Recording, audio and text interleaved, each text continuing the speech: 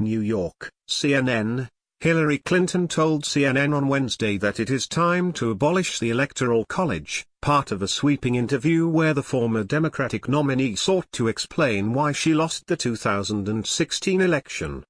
Clinton, in the interview with CNN's Anderson Cooper, displayed her animus for fired FBI Director James Comey, reflected on her love for the people, namely former President Bill Clinton, who helped her get through the crushing loss and blasted the arcane election body that she believes helped Donald Trump win the presidency. "I think it needs to be eliminated," Clinton said of the Electoral College. "I'd like to see us move beyond it, yes."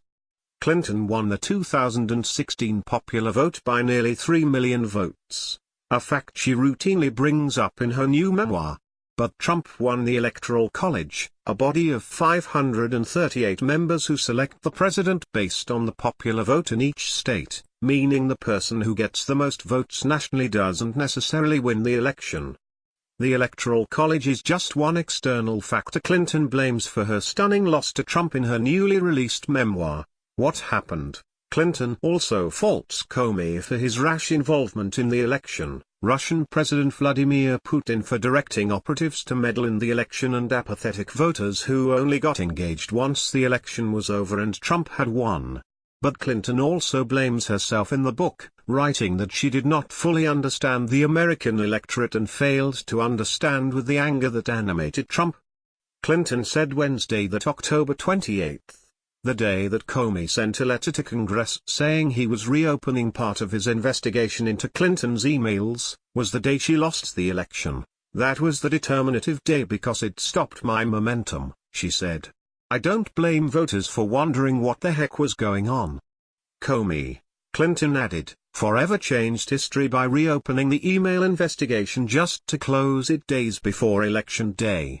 "I believe it became a perfect storm," Clinton said of Comey and Russia's involvement in the election, adding that she hopes nobody ever faces what I faced with respect to that. After the 2000 election, when former Vice President Al Gore won the popular vote but lost the Electoral College and the presidency, Clinton also called for an end to the Electoral College. Another person drawing Clinton's ire in what has amounted to her political burn book, Vermont Senator Bernie Sanders, who challenged Clinton for the Democratic nomination in 2016. Clinton writes that Sanders' attacks on her caused lasting damage and laid the groundwork for Trump's campaign against her. In her interview with CNN, Clinton says the political sin Sanders committed was not unifying the party fast enough by dropping out of the race once his campaign was clearly over. The political sin he committed was the failure to move quickly to unify the party and his supporters, she said. "It was clear I was going to be the nominee, in March or April. It was beyond any doubt in June." Clinton said she immediately backed Barack Obama in 2008 when her campaign was over, but that she didn't get that same respect and reciprocity from Senator Sanders or from his supporters. "He could be helpful, if he so chose," Clinton said, despite the sting of her loss, and the wrongs Clinton appears eager to right. The former Secretary of State was also hopeful in her interview, particularly when she spoke about the support she has received from her daughter, Chelsea, her husband and other people close to her.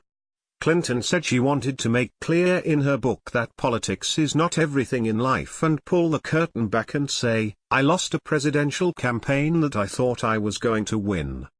It was devastating, but I have so many blessings in my life, starting with my husband and the life we've built together." Clinton emotionally reflected on the darker moments of her marriage to former president, conceding that she had to answer hard questions about their relationship in the 1990s. Clinton, describing her marriage in terms she rarely uses, said she really had to struggle with their marriage when the Clinton White House was consumed by the former president's affair with Monica Lewinsky, a White House intern. "Anybody alive in America at that time knows how difficult that period was. And, I really had to struggle. And I had a lot of angst," she said. "I had to call back on my faith and my family, my friends." The candor about her marriage mimics the tone of Clinton's book, where she writes that in the face of the Lewinsky controversy, she asked herself, do I still love him and can I still be in this marriage without becoming unrecognizable to myself?